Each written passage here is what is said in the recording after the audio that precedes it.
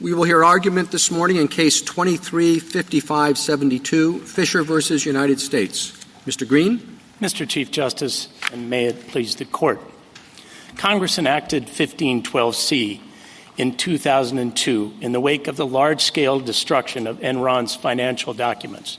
The statute, therefore, prohibits the impairment of the integrity or availability of information and evidence to be used in a proceeding. In 2002, Congress hedged a little bit and added Section C2 to cover other forms of impairment, the known unknowns, so to speak. It was, after all, the dawn of the information age. Until the January 6th prosecutions, Section 1512C2, the otherwise provision, had never been used to prosecute anything other than evidence tampering. And that was for good reason. This Court has said that otherwise, when used in a criminal statute, means to do similar conduct in a different way. The government would have you ignore all that or disregard all that and instead convert C2 from a catch-all provision into a dragnet. One of the things that dragnet would cover is Section C1. Our construction of the statute at least leaves C1 and C2 to do some independent work. The January 6 prosecutions demonstrate that there are a host of felony and misdemeanor crimes that cover the alleged conduct. A Sarbanes-Oxley-based, Enron-driven evidence tampering statute is not one of them. I welcome the Court's questions. Mr. Green, how do we determine what these two provisions have in common? Do we look after the otherwise or before, and why? You look at before, Justice Thomas, and you look at the kinds of manner in which documents and records are to be impaired, and then you look after to see what the effect is. But I would submit that the effect is the same. Right, in order to cause the impairment of the integrity of the evidence that's to be used in a proceeding or to prevent its availability. So we look back and we look forward. Wouldn't it be just as easy to look at the C2 and then ask what it has in common with C1 and use C2's provisions as a basis for that similarity? No, because in C2 speaks to the effect of the actions that the otherwise clause covers. So, in other words, we look at C1 and we see that Congress is concerned about documents and records and other objects and things that are done to those to impair the integrity of those. And the effect of that is to obstruct. And so C2 omits that object and verb section. But you could just as easily say that Congress is really concerned about things that obstruct, influence, or impede official proceedings. And that's C2. So why isn't that the basis for the similarity? Well, because of the presence of the otherwise provision. So otherwise, as I mentioned, otherwise this Court has said, means to do similar conduct in a different way. So what we've got here is the impairment of evidence being done in a different way. I'm sorry. I thought was, yes, doing it in a different way. So let me give you an example. There is a sign on the theater. You will be kicked out of the theater if you photograph or record the actors or otherwise disrupt the performance. If you start yelling, I think no one would question that you can be expected to be kicked out under this policy, even though yelling has nothing to do with photograph or recording. The object that the verbs are looking at is the obstruction. It's not the manner in which you obstruct, it's the fact that you've obstructed. Isn't that the structure of this provision? It is, Your Honor. It's in part the structure of the provision. But what your hypothetical omits is that there is a specific retriculation, I guess it's called, of all of the different sorts of things that might be done to evidence to begin with. Except that what's fascinating about 1, which is not about 2, is that 1 doesn't require you to have actually impeded the proceeding. 1 requires you to have that intent, but you don't actually have to accomplish the intent. 2 requires you to accomplish the intent. And so that's a very different articulation of what the object of 2 is. The object of 2 is the actual disruption of the proceedings. Well, I would respectfully disagree because... Well, why? Look at the language.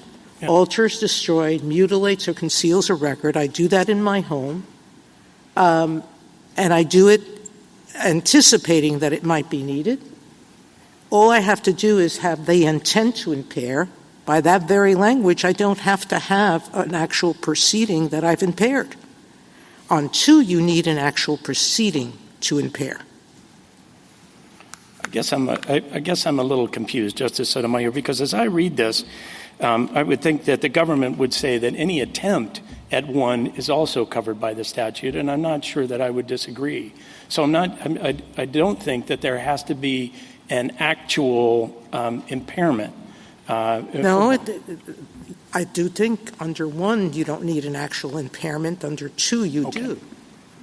Well, if you read it, the verb requires you to actually obstruct the proceeding in 2. Nowhere in 1 do you actually have to obstruct. Well, in 2, you only have to attempt to do the things that are in 2. No, otherwise obstructs or impedes, or attempts to, yes. Yes. Counsel, can I ask you whether, let's imagine that we agree with you. On remand, do you agree that the government could take a shot at proving that your client actually did try to interfere with, or under C1, under C2, obstruct evidence because he was trying to obstruct the arrival of the certificates arriving to the Vice President's desk for counting? So there would be an evidence impairment theory? I'm quite sure that my friend would take a shot, Your Honor, but I would say no. And the reason why is that this statute prohibits operation on specific evidence in some way, shape, or form.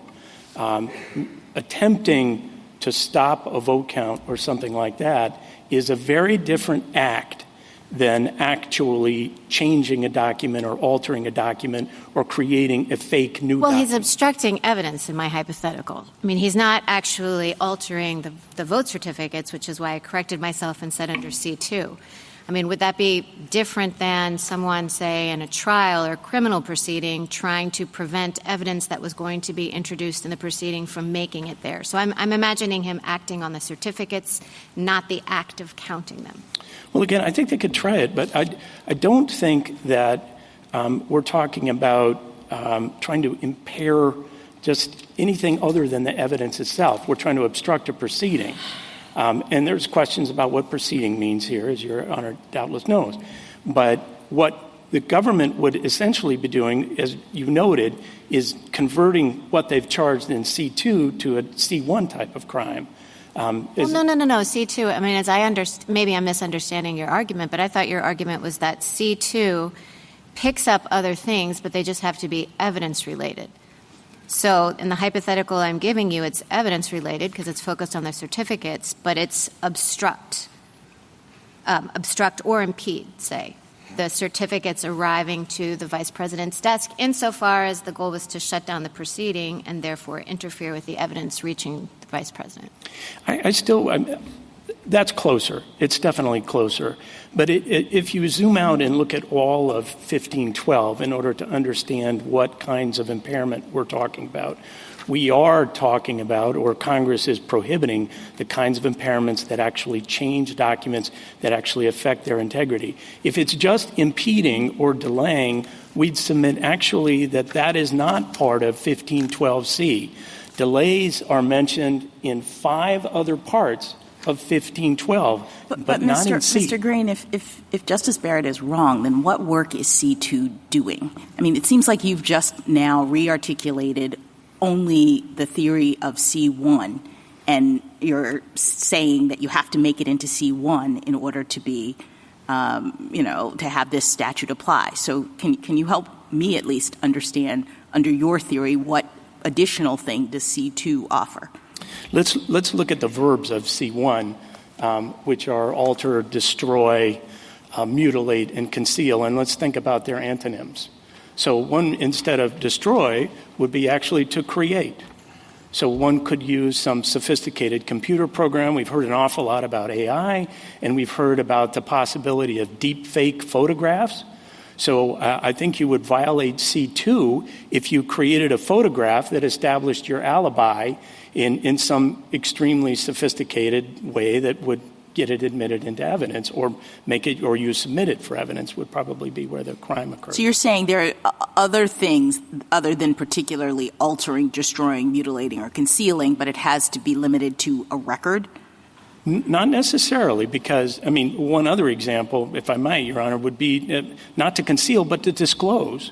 So if I disclosed a witness list in a large multi-defendant drug trial, my purpose in doing that, though I haven't altered the document, would be to intimidate the witnesses or prevent their attendance. That, on our submission, would also violate C2. All right, can I just ask you one other question just so that I can fully understand your theory? You keep using the term evidence, and that does not appear in the statute. The statute C1 says record, document, or other object. Now, I appreciate that, evidence can be such a thing, but you can imagine a world in which those two are different. So where does evidence come in your theory, and why is it there?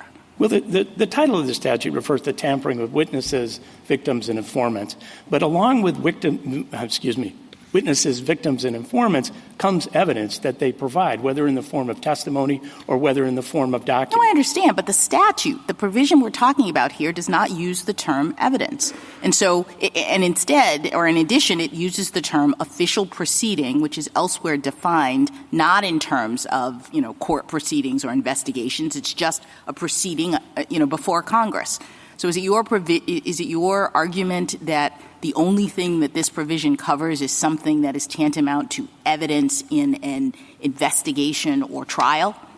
It is, Your Honor, and we're not limiting it. Our position does not limit it to documents or records. I would submit C1, which we say carries into C2 through the otherwise clause, when it says other object, is pretty broad. And it need not be as 1512F provides. It need not be admissible.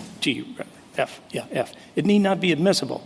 So it could cover things like electronic records. It could cover communications. It could cover emails. It could cover all kinds of things that we think get used by fact finders in a formally convened hearing. Just to take you back to just a quick question. What about the Second Circuit's decision in U.S. versus Reich, where what was involved was not evidence, it was a forged court order? Would that fall within C2? Yes, we think that does fall within C2. And I think anything that is falsified in this operative way that is used to obstruct a proceeding would be covered by C2. Thank you. Yes. And just to take you back to the question that Justice Thomas started you with, it seems to me there are two choices here, and you could read this as otherwise obstructs a proceeding or otherwise spoils evidence. And you're using it to say otherwise spoils evidence with, spoils being all those verbs. But it doesn't say that. It says otherwise obstructs a proceeding. There are plenty of ways to write the statute that you want to write. You could just say otherwise affects the integrity or availability of evidence in an official proceeding. You could combine official proceeding with evidence in other ways. One with you could replicate the mens rea that C1 has. There are ways in which C2, multiple ways in which the drafters of C2 could have made it clear that they intended C2 to also operate only in the sphere of evidence spoliation. But it doesn't do that. All it says is otherwise obstructs, influences, or impedes. certainly the statute could be written more precisely. Any statute could be written more precisely. Well, it's not a question of precisely. The question is, what is this otherwise? This is what Justice Thomas said at the beginning. What is this otherwise taking from C1? Of course there's commonality that's involved in an otherwise. There's both commonality and difference. But what is the commonality that C2 is drawing from C1? It tells you what the commonality is. The commonality is that the things that fall into C2 also have to obstruct, influence, or impede. But what C2 does not say, really does not say, is everything in C2 also has to spoil evidence. But this court has said that otherwise in a criminal statute means similar conduct. Similar conduct, obstruction of a proceeding, different ways of carrying out that similar conduct, which is obstruction of a proceeding. The statute tells you what the similar conduct is right on its face. Well, respectfully, Justice Kagan, the statute tells you what the effect is. The conduct that's specified in C1 is altering, destroying, mutilating, or concealing a document or record or other object. And so a drafter of the statute could easily omit something like that and would omit something like that for the sake of economy and also to hedge, because we know that what comes before might not be exactly the same as after. So we're not going to repeat what we said there, but we're going to use a connector like otherwise to demonstrate that we're talking about similar conduct.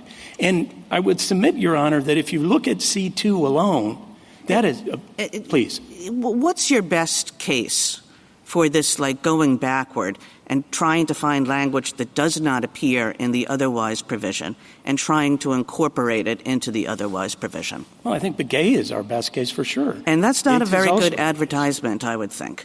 I mean, what Begay does is exactly that. So you have a very good case there. And it was a complete failure.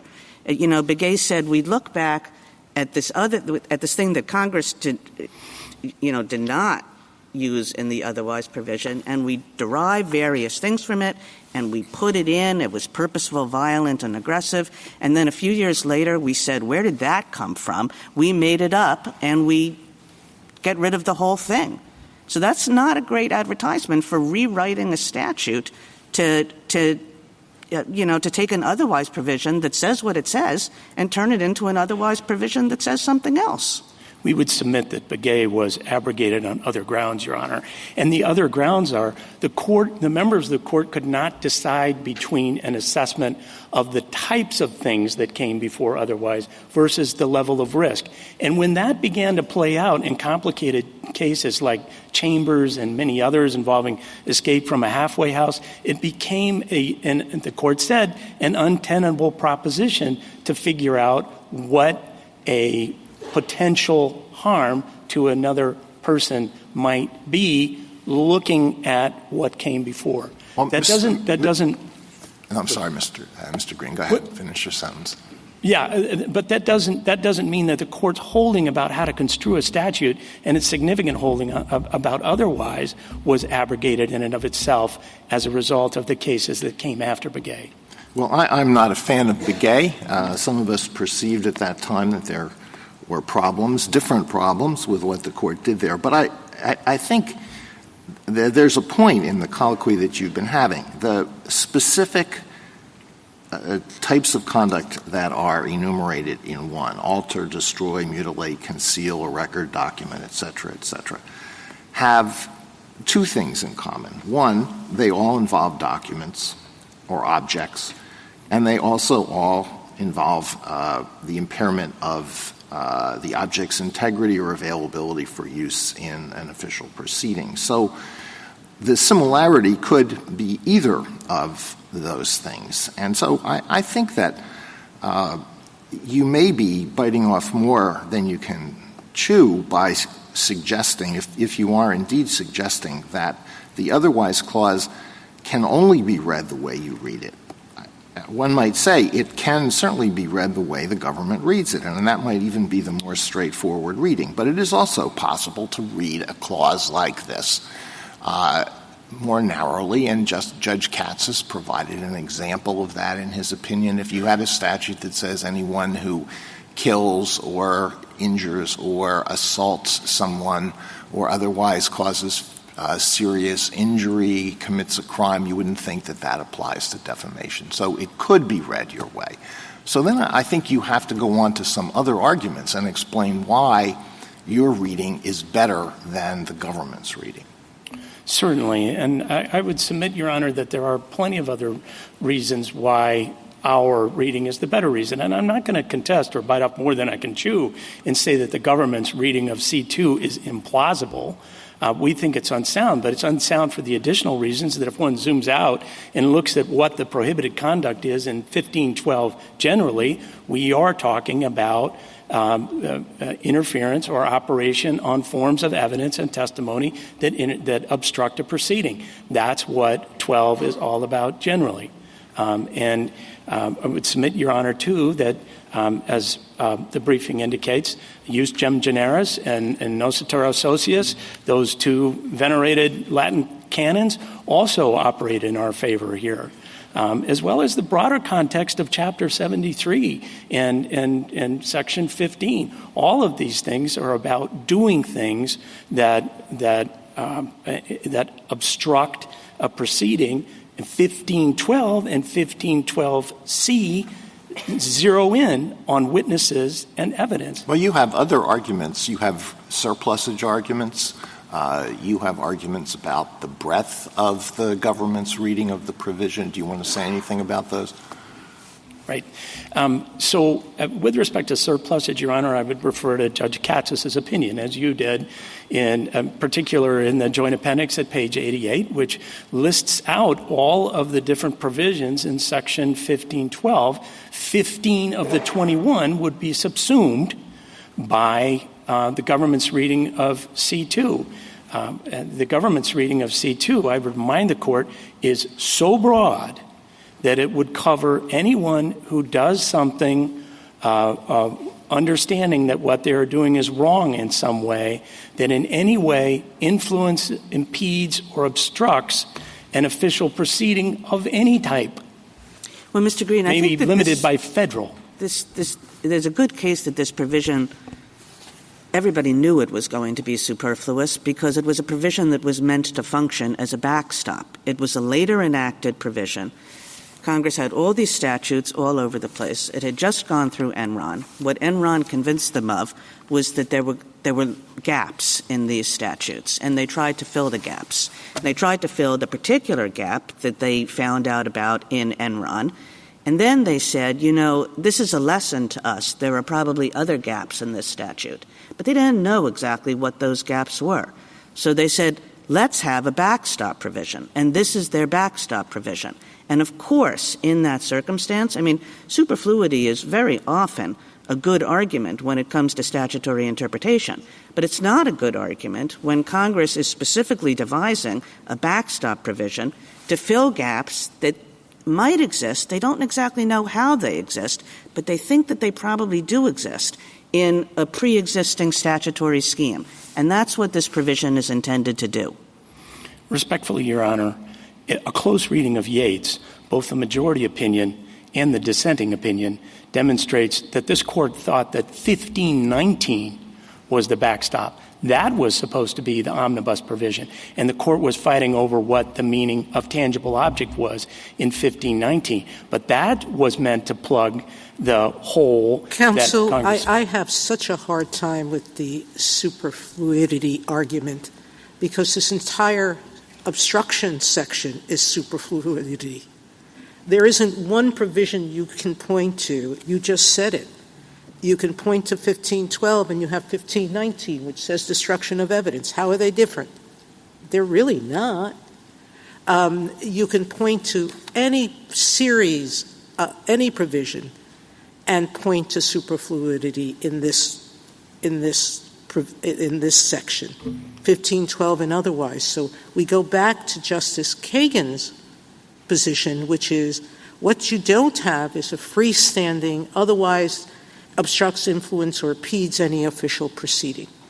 I don't see why that's not the backstop that Congress would have intended, and it's the language it used. Well, it's an awfully odd place to put it, isn't it? I mean, in a subsection of a subsection in the middle back of the statute to include a provision that suddenly takes over 15 of the 21 other provisions. The one thing that Justice Kagan pointed to, which is clear, they wanted to cover every base.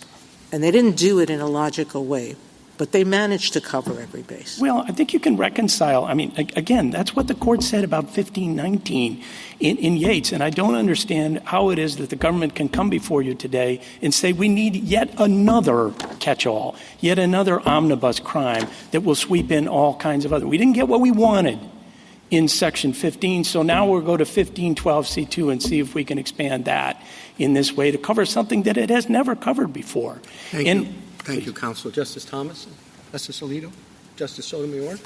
We've never had a situation before where there's been a situation like this with people attempting to stop a proceeding violently. So I'm not sure what a lack of history proves.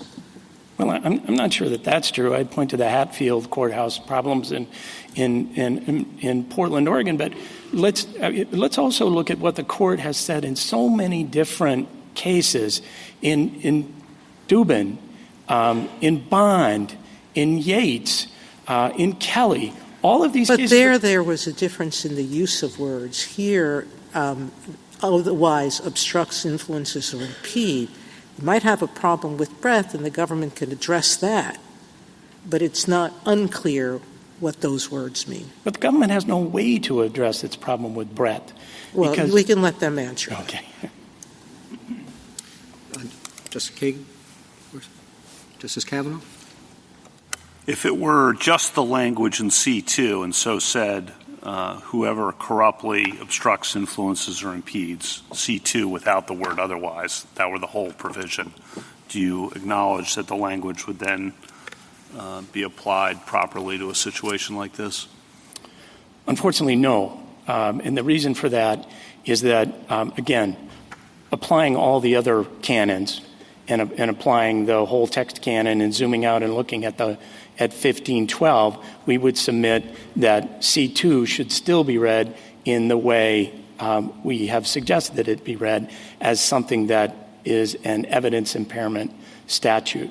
I think also, as I mentioned, the Latin canons, the surplusage problem that C2 would create, all of those would still obtain if it sat there by itself without the otherwise. The otherwise is the icing on the cake. And finally, Justice Kavanaugh, I would mention that, as I mentioned to Justice Barrett, there's an issue. If you didn't have C1, just had C2 without the otherwise, I'm not sure I was clear on that. Oh, okay. Well, in that case, I think it gets even harder, but I would still say if we look at what 1512 is about, and if we look at this court's cases on broad, plausible, but broad readings of criminal statutes not being what the court adopts when there's an available narrow reading, because Congress can fix that, we would still say that C2 doesn't perform the massive dragnet function that the government submits. Thank you. Justice Barrett? Yeah, I have a question about the phrase in C1, the specific intent. Do you agree it's specific intent with the intent to impair the object's integrity? Okay. What is your view about how that parenthetical applies to C2, if at all? Like, do you think that intent requirement carries over? The corruptly intent requirement? Not corruptly.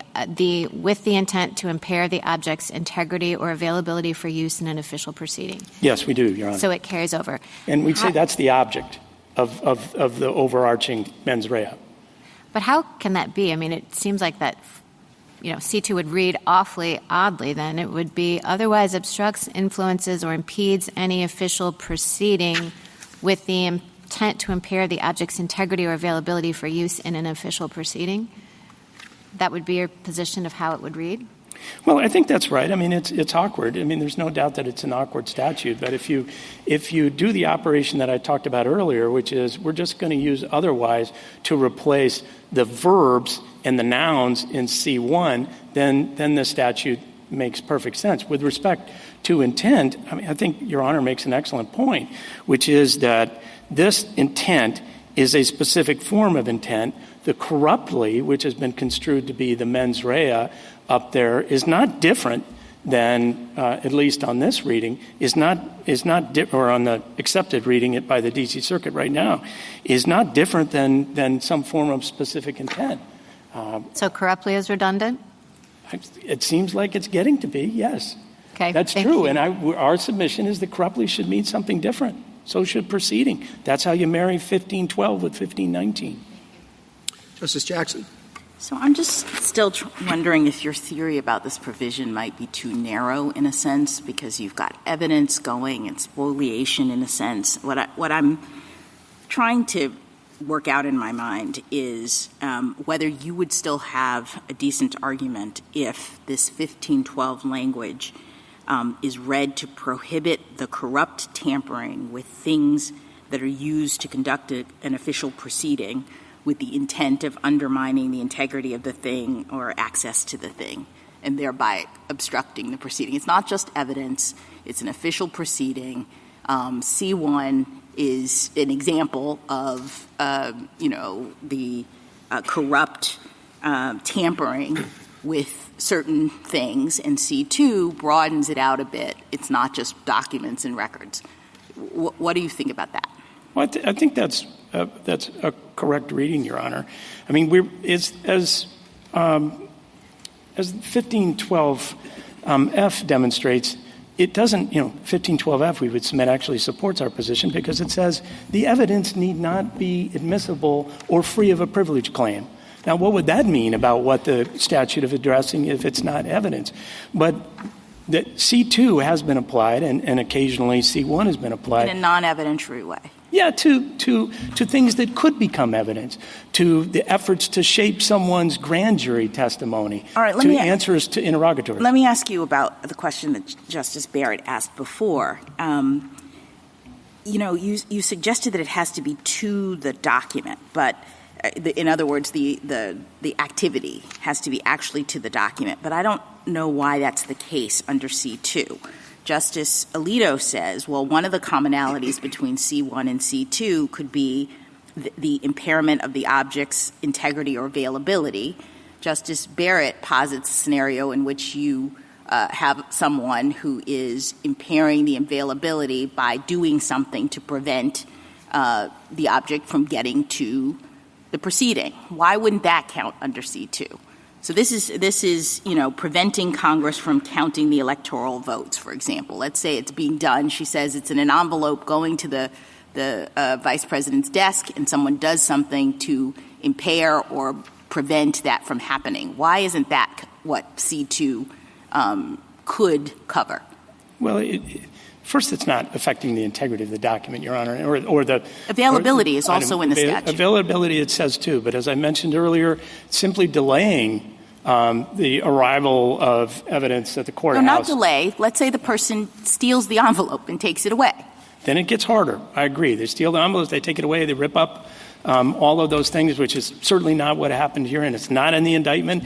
The ballots or the vote count is not even in the indictment. But we wouldn't have to decide that. We could send it back if we clarified that is what the statute means. I'm trying to understand if you agree that that's what the statute could mean. No, I don't agree that that's what the statute Why not?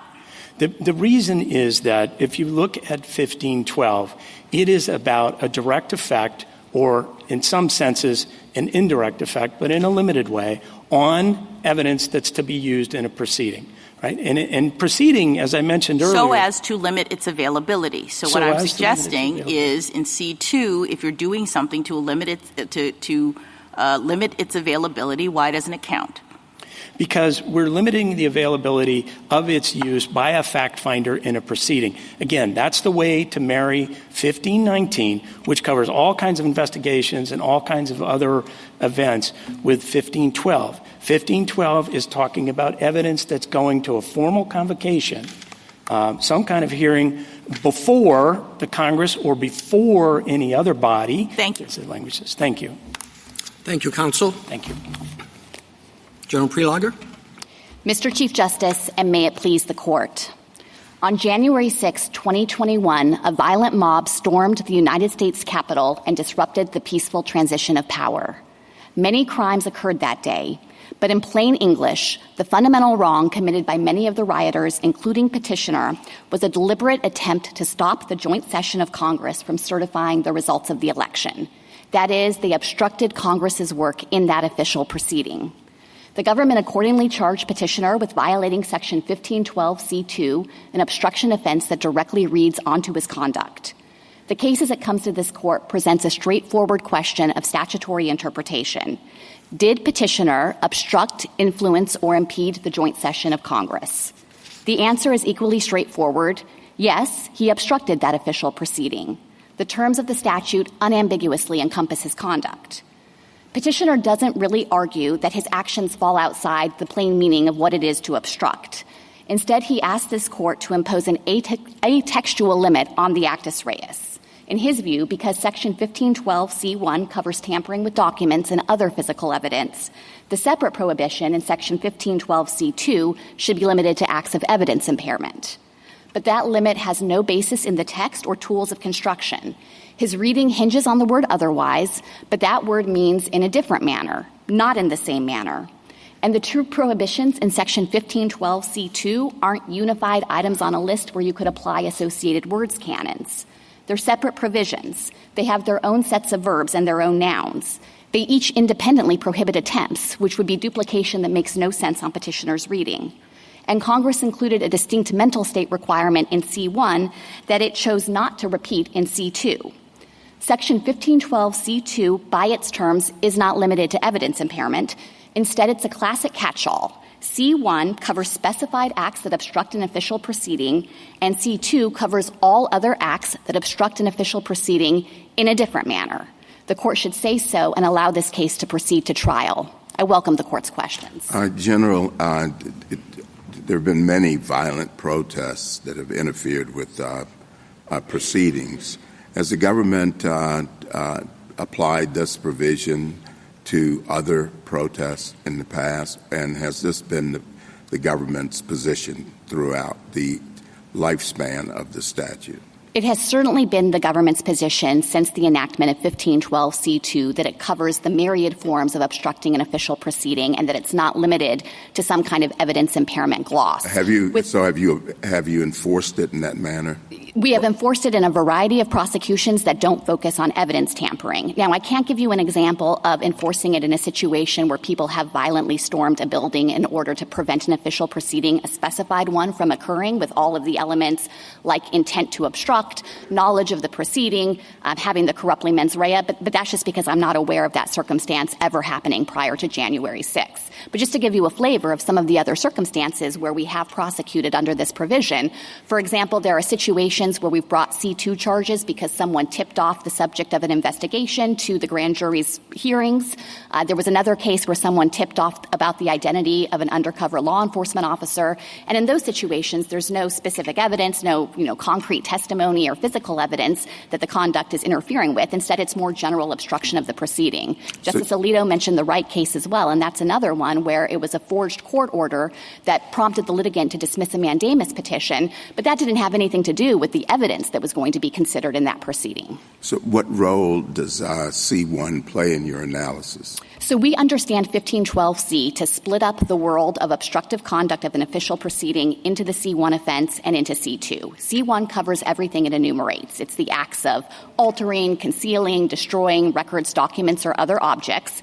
And then C2 would only pick up conduct that obstructs an official proceeding in a different way. So there's no duplication or superfluity on our reading. Instead, Congress was taking this universe and dividing it up into the two separate offenses. And I think that's actually a virtue of our reading as compared to Petitioner's, because I have not heard him articulate anything that would fall within C1 that wouldn't also come within C2. So on his reading, C2 really does just swallow C1 whole. Well, I mean, in the way you're reading it, C2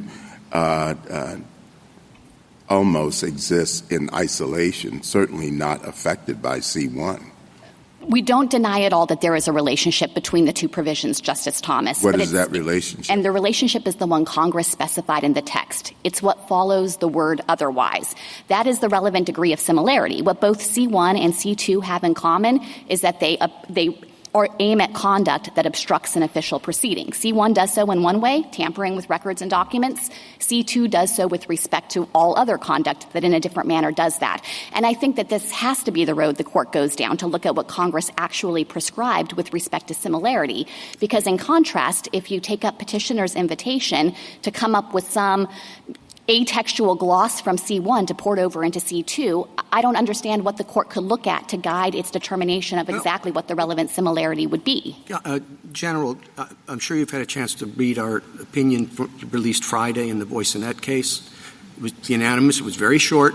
But it explained how to apply the doctrine of justum generis. And what it said is that specific terms, a more general catch-all, if you will, term at the end, and it said that the general phrase is controlled and defined by reference to the terms that precede it. The otherwise phrase is more general, and the terms that precede it are alters, destroys, mutilates, and seals a record and document. And applying the doctrine as was set forth in that opinion, the specific terms alters, destroy, and mutilate carry forward into 2, and the terms record, document, or other object carry forward into 2 as well. And it seems to me that they, as I said, sort of control and defined the more general term. So, Mr. Chief Justice, I think that the statute... I'm sorry, just to interrupt so I yes. put out exactly what... And the otherwise means in other ways.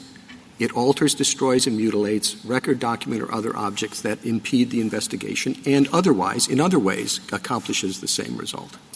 So I think the problem with that approach with respect to 1512 is that it doesn't look like the typical kind of statutory phrase that consists of a parallel list of nouns or a parallel list of verbs where the court has applied a justum generis or the Noscator canon.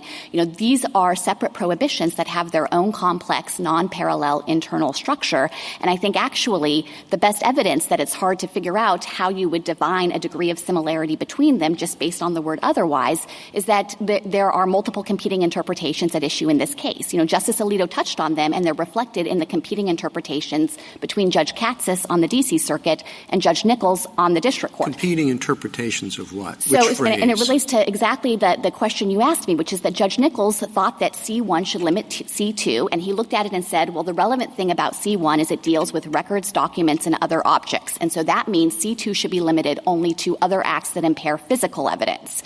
Meanwhile, Judge Katsas looked at the specific intent requirement in C1 to take action that impairs the availability or use of the evidence, and he divined a broader gloss to put on C2 and said it should be other impairment of all other evidence. Well, they're just applying the same doctrine to different aspects of it, and I think you do that as well. What are the common elements? Alters, destroy, and mutilates a record or a document. You have the first few, what you're doing, and what you're doing it to. And you apply both of those, as it said in Boysonet, controlling and defining the term that follows, so that it should involve something that's capable of alteration, destruction, and mutilation, and with respect to a record or a document. That's how. So I actually don't even understand. When you apply that doctrine, again, as we did on Friday, it responds to some of the concerns that have been raised about how broad C2 is. You can't just tack it on and say, look at it as if it's standing alone, because it's not. So let me respond to that in 2 ways. I do want to have a chance to address any concerns about breadth. But the more fundamental point, I think, is that I don't even understand petitioner to be suggesting that you can mix and match the verbs and the nouns from C1 and C2 in this way. Judge Nichols had a more limited view that C2 exclusively focuses on physical objects. It wouldn't apply to things like testimony because of the limitation that he gleaned from C1. Judge Katsas, I think, may be in line with your question, would interpret it more broadly. And the basic point as a textual matter is that there is nothing in the text of C2 itself to disclose what the relevant similarity from C1 ought to be. Instead, we think the relevant similarity is obstruction of an official proceeding, because that's the language Congress chose. General, if that's the case, what work does authorize do on your theory? Because I think I might, as I'm hearing you, think that whoever corruptly obstructs, influences, or impedes any official proceeding or attempts to do so stands alone. And the otherwise, I'm not hearing what work it does. Can you explain to me what work it does on your view? Yes. So the work that otherwise does is to set up the relationship between C1 and C2 and make clear that C2 does not cover the conduct that's encompassed by C1. Now, I acknowledge that there would have been... Beyond saying, okay, C1 does some things, and the whole rest of the universe of obstructing, impeding, or influencing is conducted by C2. Is that a fair summary of your view? Yes, but there was a good reason for Congress to do it this way. I traces to the understand. statutory history. I understand and that. I would just say that... If I might. So what does that mean for the breadth of this statute? Would a sit-in that disrupts a trial or access to a federal courthouse qualify? Would a heckler in today's audience qualify, or at the State of the Union address? Would pulling a fire alarm before a vote qualify for 20 years in federal prison? There are multiple elements of the statute that I think might not be satisfied by those hypotheticals, and it relates to the point I was going to make to the Chief Justice about the breadth of this statute.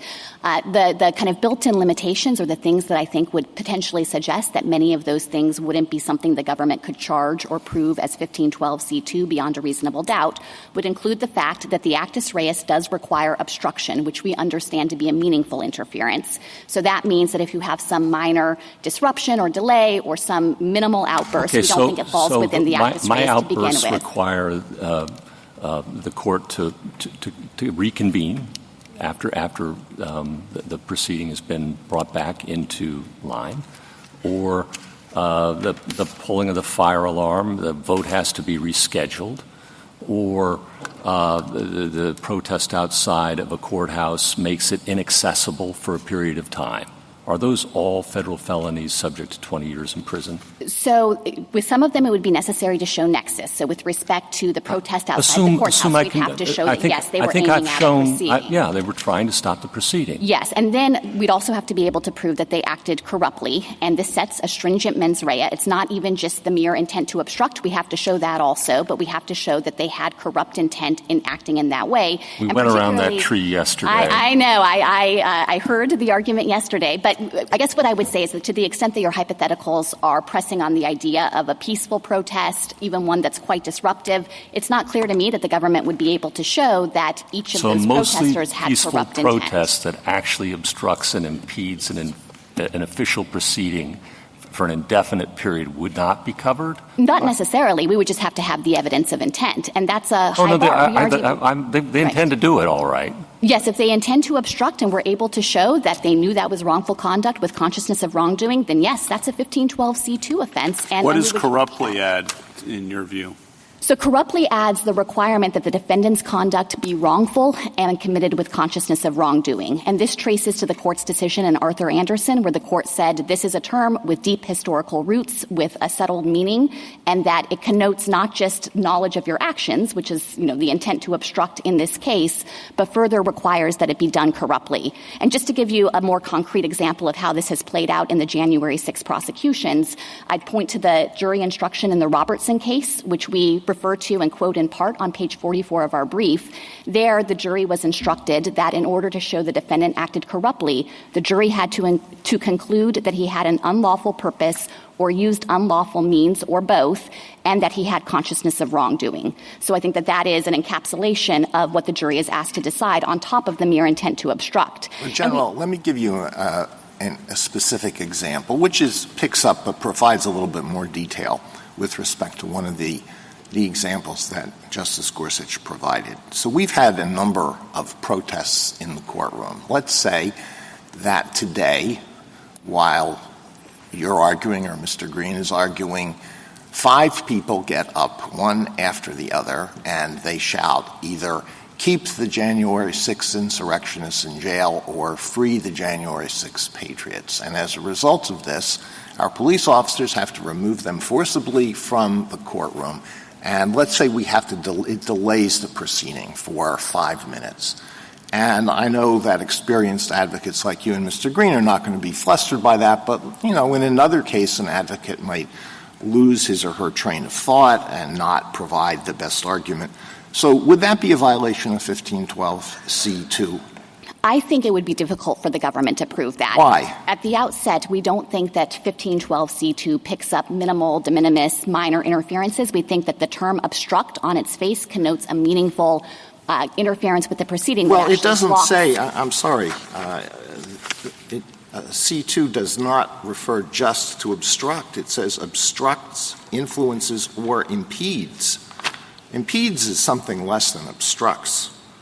I think that this is a verb phrase where iteration was obviously afoot, and impedes is also thought of as meaning. You're preaching the plain meaning interpretation of this provision. The plain meaning of impede in Webster's is to interfere with or get in the way of the progress of, to hold up. In the OED, it is to retard in progress or action by putting obstacles in the way. So it doesn't require obstruction. It requires the causing of delay. And if this So again, why wouldn't that fall within — now, you say, well, we're not going to prosecute that. And indeed, for all the protests that have occurred in this court, the Justice Department has not charged any serious offenses, and I don't think any one of those protesters has been sentenced to even 1 day in prison. But why isn't that a violation of 1512C2? We read the actus reus more narrowly. Now, perhaps you could look at some of the broader dictionary definitions and adopt a broader understanding of the actus reus. Still, there would be the backstop of needing to prove corrupt intent. I think that's a stringent mens rea. Well, that's and not a corrupt intent. It's wrongful. Do you think it's not wrongful? I could imagine defendants in that scenario suggesting that they thought they had some protected free speech right to protest. They might say that they weren't conscious of the fact that they weren't allowed to make that kind of brief protest in the court. And I think it's in a fundamentally different posture than if they had stormed into this courtroom, overrun the Supreme Court police, required the justices and other participants to flee for their safety, and done so with clear evidence of intent to obstruct. Absolutely. What happened on January 6th was very, very serious, and I'm not equating this with that. But we need to find out what are the outer reaches of this statute under your interpretation. Let me give you another example. Yesterday, protesters blocked the Golden Gate Bridge in San Francisco and disrupted traffic in San Francisco. What if something similar to that happened all around the Capitol, so that all the bridges from Virginia were blocked, and members from Virginia who needed to appear at a hearing couldn't get there or were delayed in getting there? Would that be a violation of this provision? It sounds to me like that wouldn't satisfy the proceeding element nor the nexus requirement. Why would it not satisfy the proceeding? Let's say they want to get to the Capitol to vote. Well, if we had clear evidence that the purpose of the protesters who had set up the blockage somewhere, some distance away from the court, was because they had a specific proceeding in mind, maybe you have the proceeding, but still the court has required a nexus, and that's been the requirement in cases like Marinello, Aguilar, and Arthur Anderson, where the court has said it does real narrowing work, because you have to show that the natural and probable effect of the action is to obstruct. There has to be a relationship in time, causation, and logic. But, Justice Alito, the other thing I would say to this set of concerns is that there are other obstruction provisions, including in 1503, 1505, the tax obstruction statute 7212, that use this exact same formulation that the court has characterized as an omnibus clause and never suggested could be subject to an evidence gloss. So I don't think that, to the extent you have concerns about those hypotheticals, your question about what would happen in this courtroom could be covered by 1503. And interpreting this statute narrowly isn't going to cure that issue. Let me give you one more example. An attorney is sanctioned under Rule 11 of the Federal Rules of Civil Procedure by filing pleadings, written motions, or other papers for the purpose of causing unnecessary delay or needlessly increasing the cost of litigation. And in a particular case, the judge imposes Rule 11 sanctions and says, this caused a lot of trouble. I can tell you it caused at least 5 work days for me personally, all of this unnecessary paper. and it delayed the progress of this litigation. So I'm imposing Rule 11 sanctions. Why doesn't that fall within your interpretation of this provision? Congress created a specific safe harbor in 1515C. It's reprinted at page 17A to the appendix of our brief that specifies that advocacy or legal representation that is conducted as part of a proceeding shouldn't be understood as obstruction. So I think Congress was itself trying to draw some lines around participation in a proceeding on the one hand versus external forces that obstruct the proceeding on the other hand. But it falls within the language, doesn't it? What kind of evidence do you typically present in these January 6th cases to prove the corruptly element? So the January 6 prosecutions require us to show first that the defendants had knowledge that Congress was meeting in the joint session on that day. We have to show that the defendants specifically intended to disrupt the joint proceeding. And then with respect to using unlawful means with consciousness of wrongdoing, we have focused on things like the defendants' threats of violence, willingness to use violence here. We allege that petitioner assaulted a police officer. We have focused on things like preparation for violence, bringing tactical gear or paramilitary equipment to the Capitol. And I want to emphasize, Justice Kagan, that this is a stringent mens rea requirement that has very much constrained the U.S. Attorney's Office. We've charged over 1,350 defendants with crimes committed on January 6th, but we've only had the evidence of intent to bring charges against 350 for a 1512C2 violation. So how do you make that decision? How do you decide which defendants get charged under this statute as opposed to not? The dividing line has hinged usually on the evidence we have of intent. So we're looking for clear evidence that the defendant knew about the proceedings that were happening in the joint session in Congress that day, clear knowledge of the official proceeding.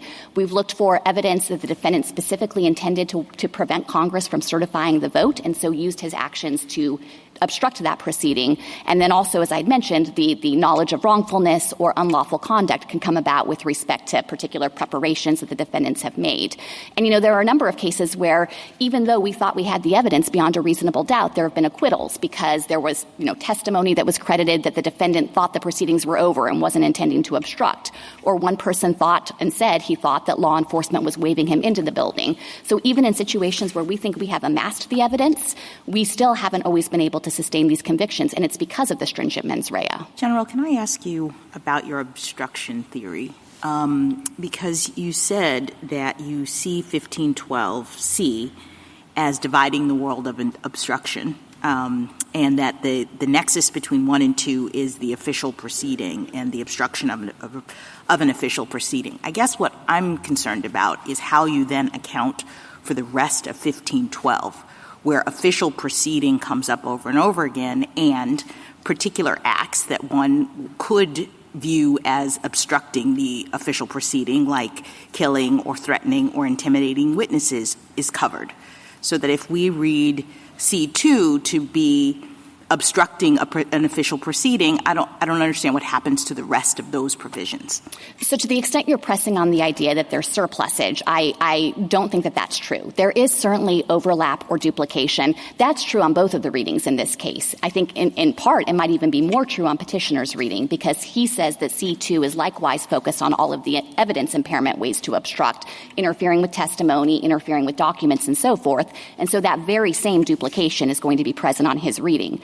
But with respect to superfluity, our interpretation doesn't create any technical superfluity, and that's because each of those other provisions that you cited, and in fact each of the other provisions of the obstruction laws, cover situations that 1512C2 wouldn't cover. There are three principal distinctions. The first is that some of them have less than a corruptly mens rea. So for many of the provisions, they can be violated in ways that wouldn't require the government to prove corruptly, and it might mean that we could charge particular applications of those provisions under them and not under C2.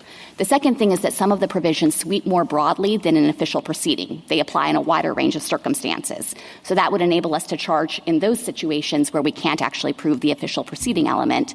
And then third and finally, some of the provisions have a higher penalty specifically because they target more culpable conduct. And that's like 1512A, the one you referenced about killing a witness. There, the government would charge under that provision because it's subject to higher penalties than C2. All right. So there's no actual Can I ask you, superfluity. would the government necessarily lose in the sense that they would not be able to bring charges against some of the people that you have described with Justice Kagan if we looked at C2 as being more limited, perhaps not all the way to evidence, but related to conduct that prevents or obstructs an official proceeding insofar as it is directed to preventing access to information or documents or records or things that the official proceeding would use.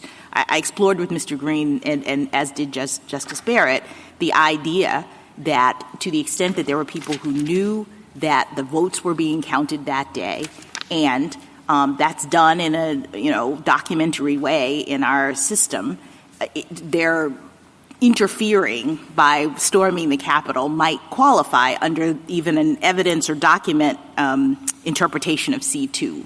What does the government think about that? Yes, I think that if the court articulated the standard that way, these would likely be viable charges. And as we note in the last footnote of our brief, we've preserved an argument that we could satisfy even an evidence-related understanding of C2, in part because the very point of the conduct when we have the intent evidence was to prevent Congress from being able to count the votes, from being able to actually certify the results of the election. Now, we'd obviously need to evaluate whether these charges can go forward based on whatever this court says, and I would very much caution the court away from any holding that would require specific evidence by the government of, precise electoral certificates or that kind of thing. Here, the point of it would be that those who came to the Capitol and engaged in this criminal conduct to displace Congress violently from where it had to be to count those votes acted with an intent to impair Congress's ability to consider that evidence. General, the district court and the dissent below had a different variation on the statute and how to read it. You were starting to explain that to the Chief. Could you do it if we accepted the district court's view? I presume that you could do it if we accepted the dissent below, correct? Yes. Yeah, so but your whole response to Justice Ketanji, to Justice Jackson, to Justice Jackson is that it assumes the dissent's view. I thought that Justice Jackson was potentially proposing even a broader view, including focusing on the availability part and making clear that when the whole point is to prevent the proceeding, including the consideration of evidence in the proceeding from happening, that could qualify. Okay. I think it becomes potentially harder on the Judge Katz's view and especially harder on the Judge Nichols' view. And that's precisely because Judge Nichols seemed to think that to prove obstruction, it had to be limited to taking action with respect to the documents themselves, and that would be a difficult standard for us to satisfy. You read our discussion on corruptly yesterday. It's clear. You've endorsed the Robertson view. Could you tell me what you feel about the Walker view, Judge Walker being the part of the majority below? I assume you know that, but... Yes. So Judge Walker articulated an idea that corruptly has to turn exclusively on the government being able to show that the defendant sought to secure an unlawful advantage for himself or someone else. We certainly agree that that's one way for the government to prove corrupt intent. It's a way that has traditionally been deployed in the tax context because the very theory of the case is that the defendant is violating the tax laws or taking efforts to secure an unlawful advantage under the tax laws. But I think that it would be incorrect for the court to suggest that that's the exclusive mechanism for the government to try to prove corruptly. There are various other ways where we might have evidence of, as we think we do here, unlawful means committed with consciousness of wrongdoing, and there's no basis in the common law or in how the term corruptly has long been understood to limit the government's ability to prove it only with that one specific way that Judge Walker pointed to. The drawer in this case appears to be the fear that reading the government's view of either yesterday's case or today on its plain terms would make it so broad that somehow that presents a problem. I think the judges below struggled with that by saying that gets addressed in the word corruptly and in the nexus requirement, which is the point you made today. But neither of those two issues were resolved below because that wasn't the question below, correct? That's right. The only issue that the D.C. Circuit resolved was the meaning of the actus reus. And the only issue between us is whether we read the words how we read these words. That's right. But I don't want to lose sight of the fact, as your question touched on, that there are inherent constraints built into the other elements of the statute.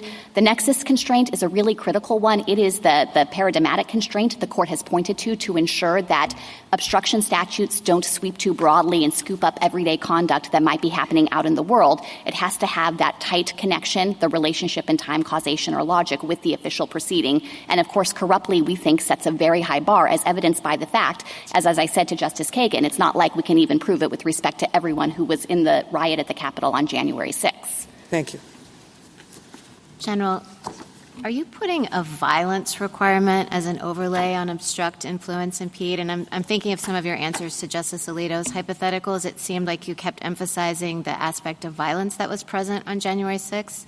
So am I understanding you to say there has to be some sort of violence or no? No, we don't think that's a requirement under the statute. I think it will clearly be easier for us to satisfy things like the corruptly mens rea when we can point to action here, like assaulting a police officer that is obviously wrongful, unlawful conduct, and everyone knows that that's a crime and you cannot do that.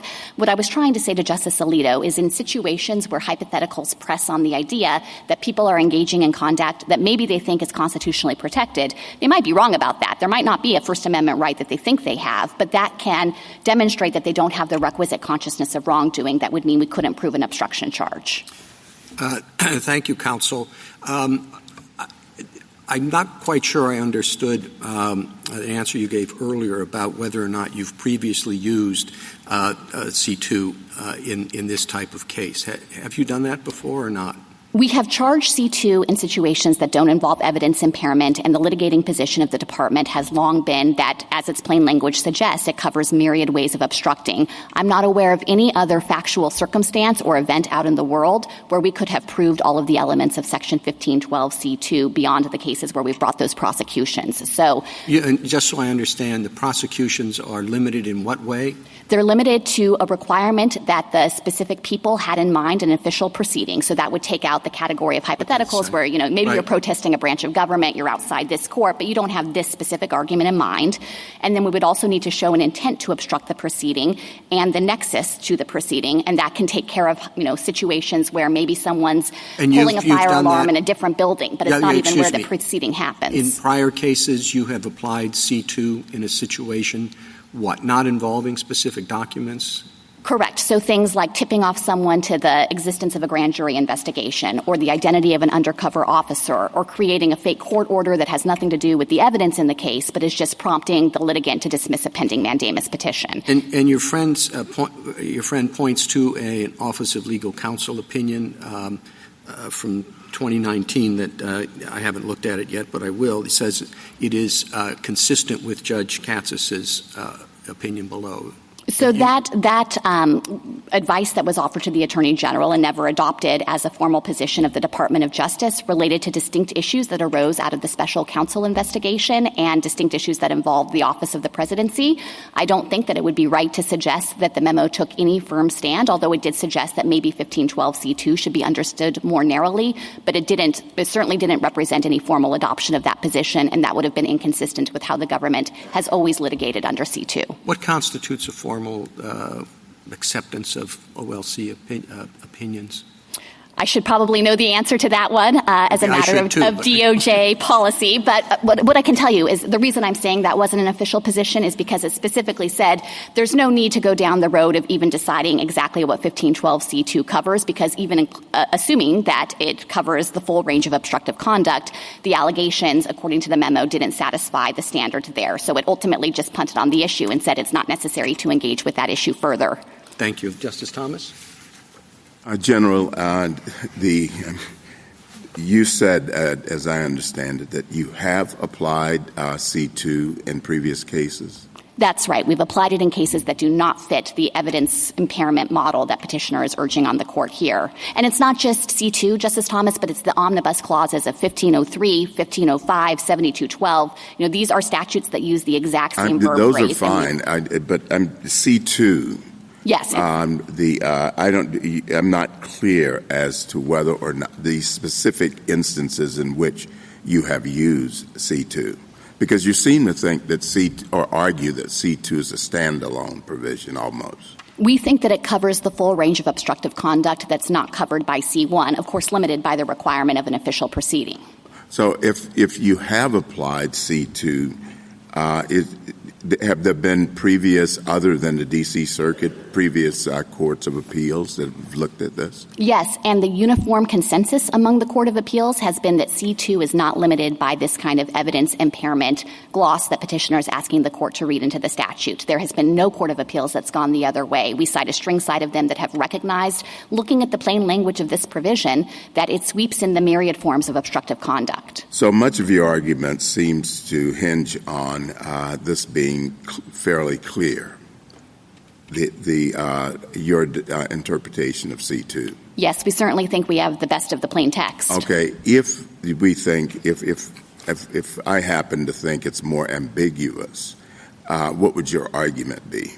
So what I would say is I think that if you look at the terms in the statute themselves, that the plain language of the statute supports our view, but it doesn't end there. And I have mentioned several times the other provisions in 1503, 1505, but we think that's actually really relevant because Congress wasn't writing on a blank slate when it enacted 1512C2. It's not like it just thought of for the first time this verb phrase obstructs, influences, or impedes. That wasn't taken out of the ether. That was a well-established term, verb phrase, and obstruction law drawn from those other statutes. And as this Court has said many times, when Congress takes a phrase like that, it brings the old soil with it. And so Congress would have clearly known that the courts, this Court and lower courts, had interpreted the omnibus clause in those other statutes to encompass the full range of obstructive conduct. That's also consistent with all precedent, as I mentioned to you earlier. So I think when you put it all together, there's no real ambiguity here. We clearly have the best reading. And the only other thing, the icing on the cake, if I could, is that if actually what Congress wanted to do is write a statute that focused only on evidence impairment, there was a really clear and obvious way to do it. Congress could have just tacked on a residual clause to C1 that says or otherwise impairs evidence.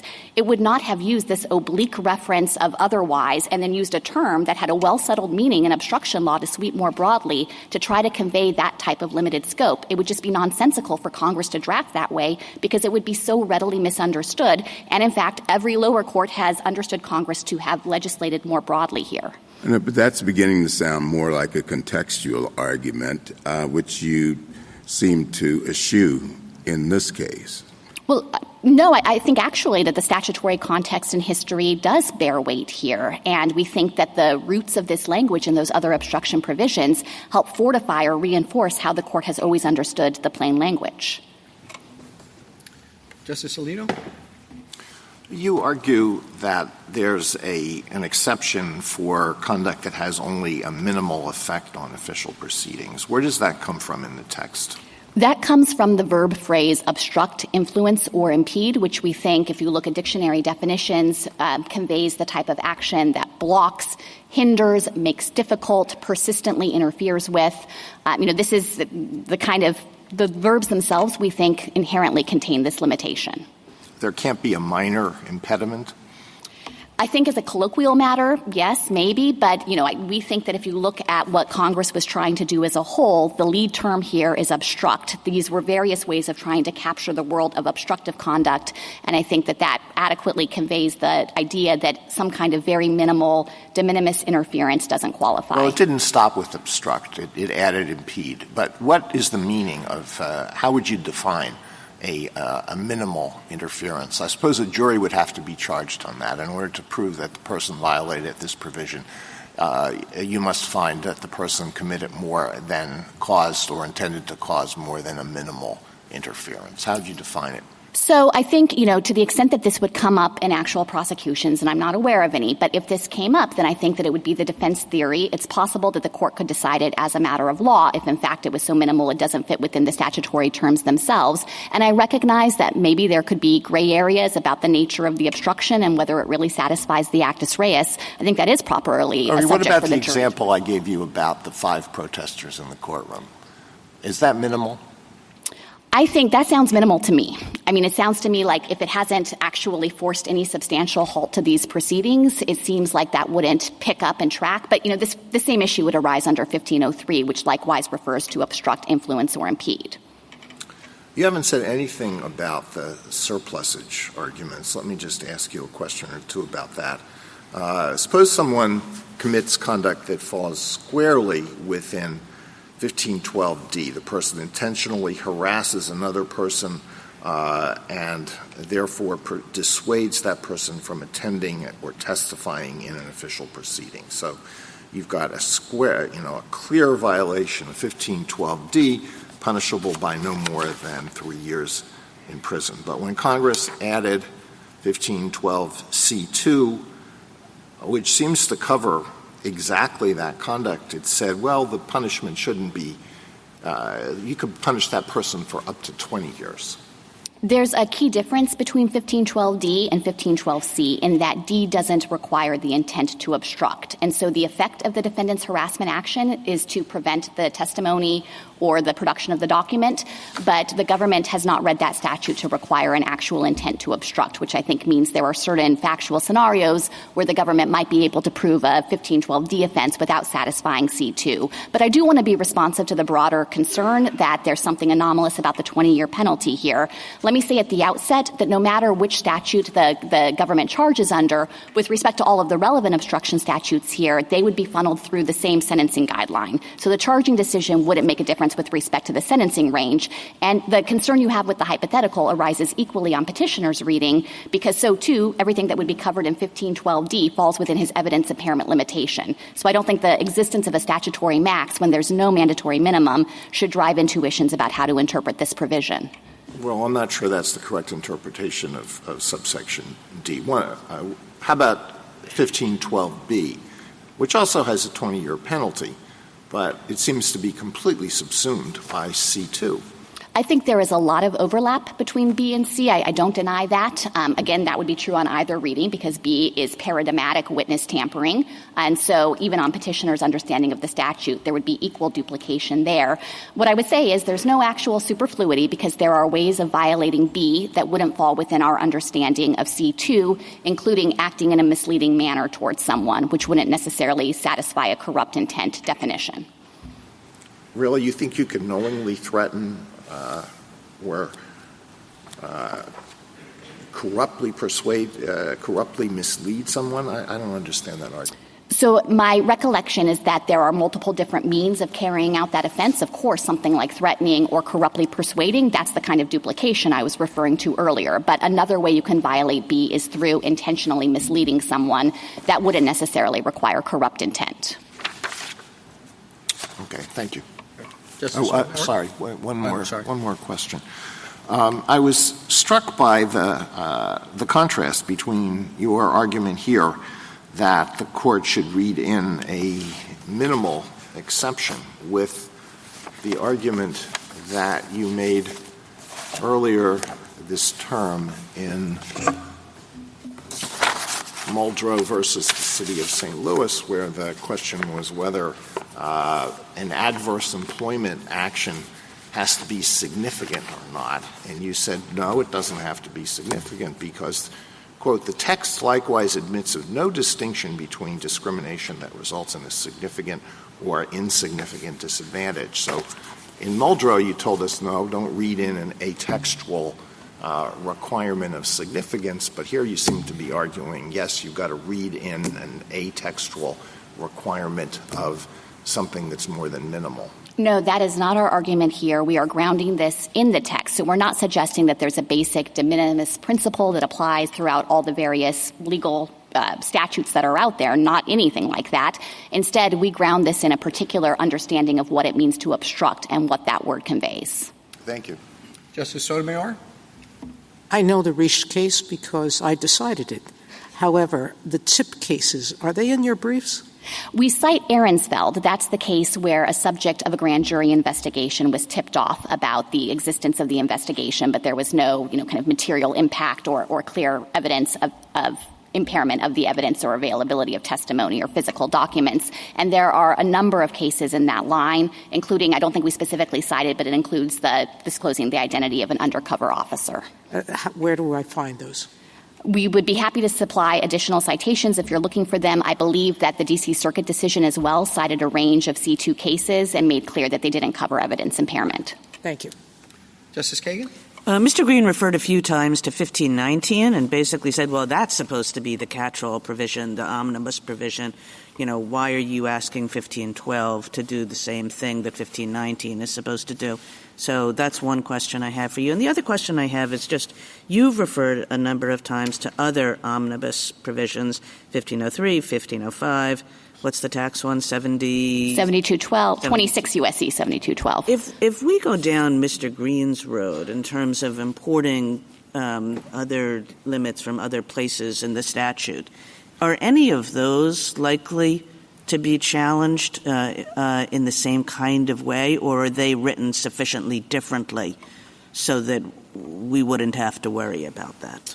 So let me take the questions in order. With respect to petitioner's reliance on 1519 as the catch-all here, I understood the court's decision in Yates to say precisely the opposite. In fact, Yates drew a direct comparison between 1519 on the one hand, which it said was a more narrow obstruction provision based on some of the contextual clues there, and 1512C1 on the other hand, which has the phrase record, document, or other object, and said, well, that's the broad obstruction provision. That's the one that's intended to be codified in this broader prohibition that's aimed at official proceedings, and that C1 language is actually quite broader and would scoop up the entire world of physical objects, in contrast to the narrowing interpretation the court accepted in Yates.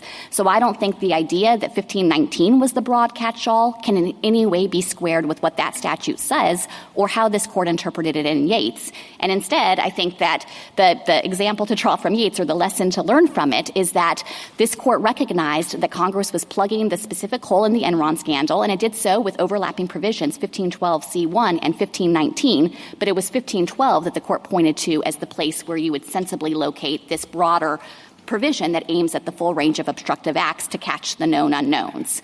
With respect to the question, I'm sorry, now I'm forgetting the second question, about the other statutes and whether they would be endangered. I would be concerned about that. I'm sure defendants would try to make arguments. The language, the verb phrase is exactly the same, or in different order sometimes, but it obstructs, influences, or impedes. And so the relevant verbs in the actus reus would be similar. There are different direct objects there. For example, in 1503, it's the due administration of justice. In 1505, it's the administration of the power of Congress's inquiry and investigation. But it's not clear to me whether defendants might seek to try to now artificially limit those clauses beyond their plain terms, even though these kinds of provisions have been in the obstruction law. I think it traces all the way back to 1830, and they've never been understood to have that kind of narrow limitation to evidence impairment or anything else. Thank you. Mr. Gorsuch, Justice Kavanaugh? I think the key word is otherwise, and trying to figure out what that means under our established principles of statutory interpretation. It would seem to trigger justum generis under the Begay precedent, and you've used the phrase a few times, catch-all provision, as does your brief. And Scalia Garner book describes justum generis as how you interpret catch-all provisions.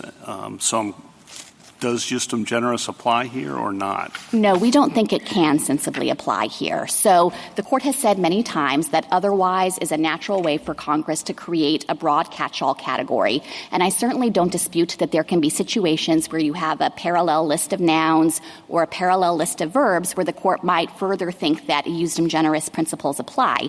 But that's just not how 1512C is structured. It has, as I've mentioned, its own complex internal structure. You've got the mens rea requirement that's unique to C1, and Congress did not transplant that into C2. That triggers the other canon that when Congress uses disparate language in two adjacent provisions, usually it means something by that.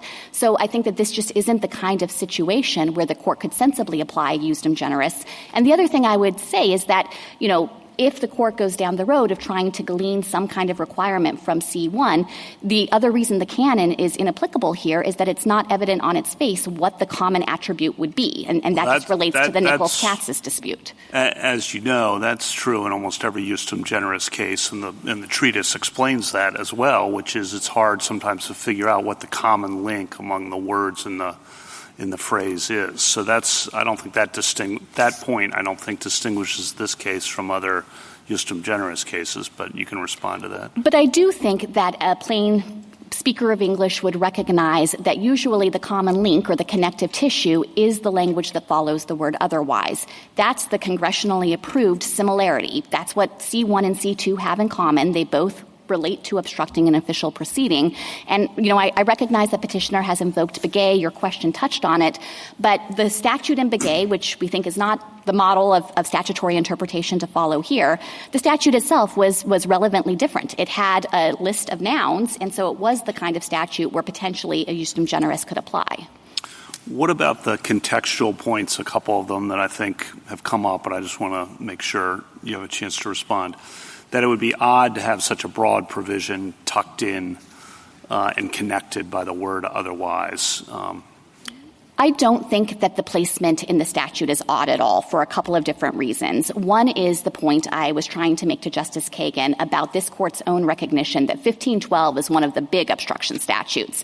This is the statute that is aimed generally at official proceedings. It's not more discrete, and there are other provisions like 1519 and some of the ones that come right before it that are more narrowly confined and are intended to reflect discrete circumstances. That doesn't describe 1512 at all. So when Congress was trying to broadly prohibit obstruction of official proceedings, 1512 was exactly the right place to go. Then petitioner says, well, Congress buried it in the middle of the statute.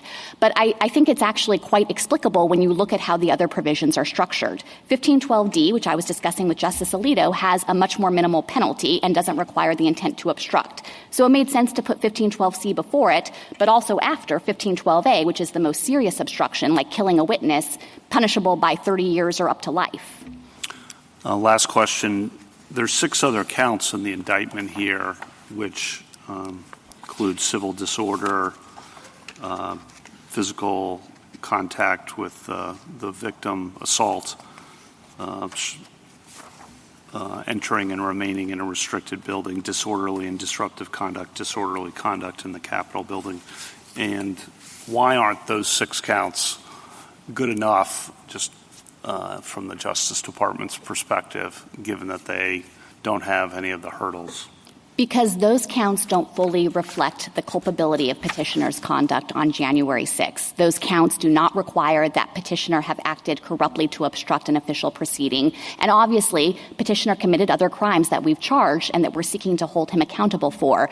But one of the distinct strands of harm, one of the root problems with petitioner's conduct is that he knew about that proceeding. He had said in advance of January 6th that he was prepared to storm the Capitol, prepared to use violence. He wanted to intimidate Congress. He said they can't vote if they can't breathe. And then he went to the Capitol on January 6th with that intent in mind and took action, including assaulting a law enforcement officer, that did impede the ability of the officers to regain control of the Capitol and let Congress finish its work in that session. And I think it is entirely appropriate for the government to seek to hold petitioner accountable for that conduct with that intent. And are the sentences, the sentence available is longer for this count than for any of the other counts or all of them together? The statutory maximum is higher, but after a recent decision in the D.C. Circuit, which held that a particular sentencing enhancement doesn't apply, that was the Brock case, I believe the sentencing range, the guidelines range for the assault count would actually be a higher guidelines range. And just to give you a sense for a typical January 6th defendant,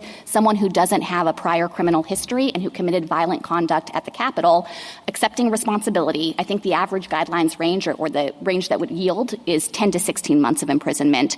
For someone who didn't commit violence, it would be 6 to 12 months of imprisonment. We've looked at the average sentences here. There are about 50 that have gone to sentencing, conviction and sentencing on just a 1512C2 as the only felony, so I think that's the best way to gauge it. This was when the sentencing enhancement did apply, so the ranges were higher. The average sentence among the approximately 50 people is 26 months of imprisonment, and the median has been 24 months. So there's no reasonable argument to be made that the statutory maximum here is driving anything with respect to sentencing. Thank you. Justice Barrett? General, I want to ask a clarifying question about the distinction in the government's charging decisions between C1 and C2. Actually, let me make that stronger, not charging decisions, like what you could charge under the statute. So as you pointed out to Justice Kavanaugh just now, C1 has this additional mens rea requirement, but, there is overlap if you read otherwise obstructs, influences, et cetera. Broadly, it would encompass, frankly, even on the other reading, it would encompass things like alters, destroys, mutilates, et cetera. But you wouldn't have to prove the extra mens rea. I thought I heard you say, and I just want to clarify to Justice Jackson earlier in the argument, that the government could not charge an alteration, mutilation, concealing a document or a physical object under C2. Am I? That's correct. We usually charge the specific paragraph, and so if the conduct fits within C1, we would charge it under C1, and that would be the proper place to locate the charge. And is that prosecutorial discretion, or do you think the statute would permit you to charge it under C2, thereby escaping the specific intent requirement? Well, let me say that there is a specific intent requirement under C2, so there's no distinction between them in that regard. Right, it's the intent to obstruct the official proceeding. So you're right that we wouldn't have to prove intent to, mutilate a document or something, but we would still have to show the intent to obstruct the proceeding. This is pressing on, honestly, what's a difficult question about means versus elements, and I think the best reading of the statute is that these are different elements because they have these different actus rei, they have the different mens rea the mens rea requirement that's specific to C1. They each independently prohibit attempts, but it's a hard question ultimately. And if we charged under the wrong paragraph accidentally, I think we could usually say that was harmless error or else recharge under the correct paragraph. Okay, let me ask you a question that kind of gets at some of the same points that Justice Alito's questions were getting at. So what if on January 6th, the Capitol itself had not been breached, the protest is going on outside the Capitol, stop the steal, police are, in megaphones saying disperse, they're too close to the Capitol, their goal is to impede, stop the proceeding, stop the counting of votes.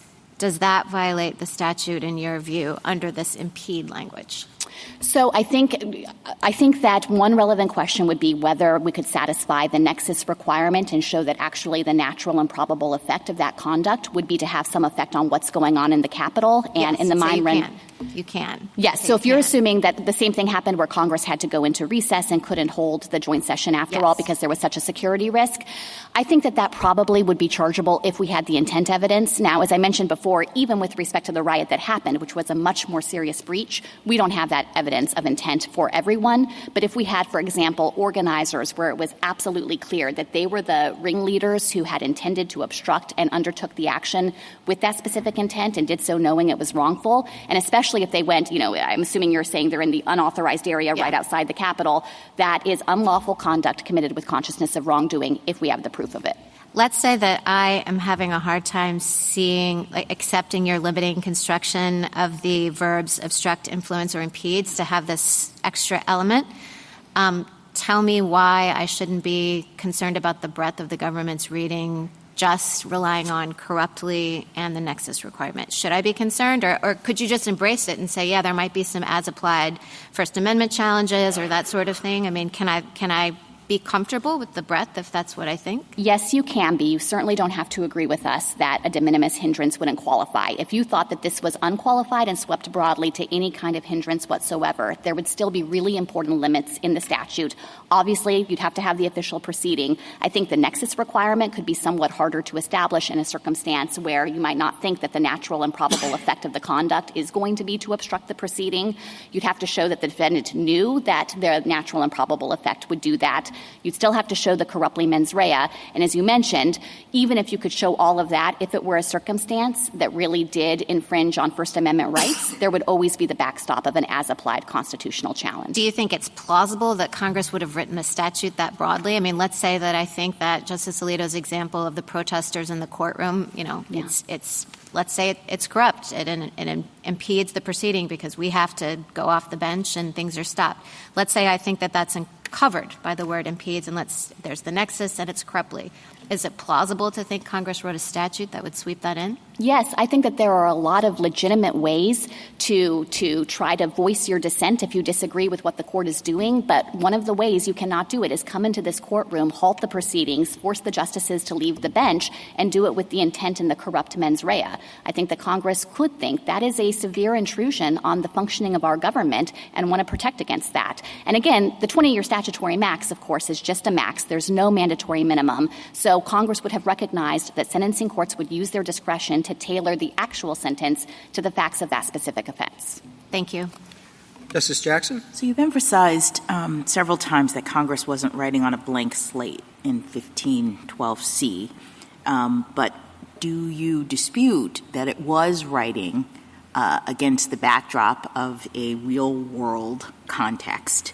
It was in the wake of Enron. There was document destruction.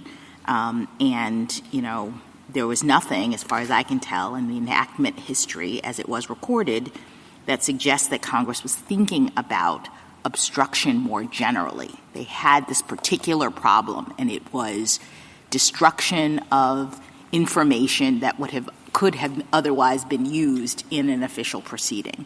So can you just give us a little bit more as to why we shouldn't think of this as being a narrower set of circumstances to which this text relates? Sure. And, I'd start by saying that we, of course, acknowledge that the immediate impetus for adding 1512 to the statute was to close the Enron loophole. It was a glaring loophole in the coverage of the obstruction laws that it wasn't a crime for you personally to destroy the document, and the government had to charge people for instead persuading other people to destroy documents. So that was front of mind for Congress, and Congress wanted to address it. It did address it with C1 and with 1519 separately. But I think the best way to look at what Congress was doing in light of that context is to consider the fact that Congress went further and enacted C2. The broader lesson Congress took away from Enron is that when you set out in advance to try to enumerate all the various ways that official proceedings can be obstructed, things will slip through the cracks. You can't Let me always just ask you foresee this. it. Was C2 enacted at the same time as C1? Yes, it was. And so why couldn't the broadening relate to other ways in which one might prevent a proceeding from accessing information? So one is documents, records, and other objects, but the known unknown, we don't know, could it be intangible, for example, that C2 is sort of getting at when one gets at physical objects? I guess I'm struggling with leaping from what's happening in one in the context in which it was actually enacted to all of obstruction in any form. So I think the reason why we wouldn't suggest that the context could bear that narrower reading is because of the actual language that Congress used. If it was really just worried about other kinds of record-based, proceeding-based, evidence-based ways of obstructing, then there were easy templates to add that in as a residual clause to C1. There was no need to have this entirely separately numbered prohibition, and especially there was no need to use the well-recognized verb phrase obstructs, influences, or impedes, which was clearly drawn from these other omnibus clauses that sweep more broadly. So I think we think that it's perfectly consistent with the statutory history here to recognize that after Enron, what Congress thought is we don't want novel ways that we aren't thinking about of obstructing a proceeding to not be a crime. We do want to cover the waterfront of obstructive conduct with the backstop of a corruptly mens rea, the limitation to an official proceeding, and so forth. And that's exactly what the words of the statute say. Thank you. Thank you, counsel. Rebuttal, Mr. Green? Justice Sotomayor, a defendant who tips off a grand jury witness or tips off the targets of a search warrant is someone who is certainly attempting to impair the integrity or the availability of evidence and would be covered by C2. Just as somebody who creates a document and then that document is shown to counsel, and counsel withdraws a mandamus petition, has in fact created something that has caused an interference with an official proceeding. I heard my friend say twice in response to your questions, Justice Gorsuch and Justice Barrett, that C2 would cover peaceful protests as long as she could demonstrate, or the government could demonstrate, that there was the adequate mens rea and a nexus. As to nexus, let's look at what 1512F says. For the purposes of this section, an official proceeding need not be pending or about to be instituted at the time of the offense. There is no nexus. Congress has written it out of the statute right there. If the J6 defendants came on January 5th and did all the kinds of things that they did, maybe one would hope, but if it had happened that way, it would still be a C2 violation. With respect to the corruptly mens rea, Justice Kavanaugh, you asked a question yesterday about the fact that mens rea as a break only works at trial. because the government's allegations are taken as true at the motion to dismiss stage. And I think that's exactly right. And that's why it's not a break at all. Or if it's any kind of break, it's a break on a go-kart. It's a wooden stick. What it means is that people like Mr. Fischer have to sit and go to trial and seek to win on a Rule 29 motion because the government hasn't proved their mens rea. The same is true of First Amendment defenses if peaceful protesters are charged with C2.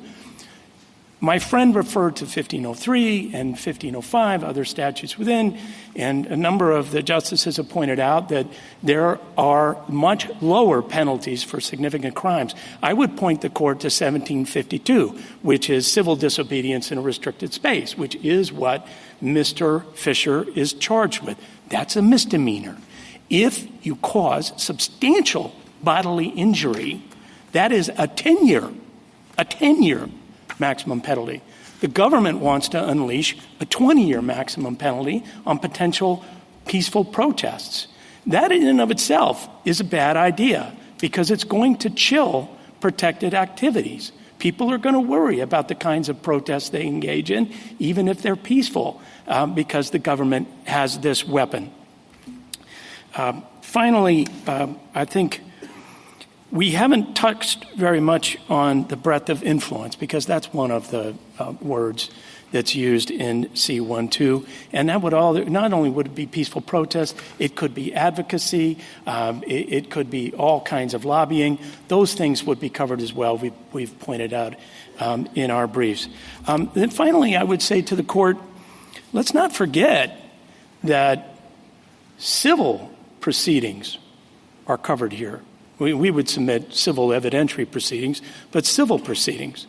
So the government is suggesting that the court should unleash a 20-year maximum obstruction statute on civil litigation in federal courts. I submit we would submit that is a very serious tool to put in the hands of prosecutors. We urge that the court reverse the D.C. Circuit. Thank you, counsel. The case is submitted.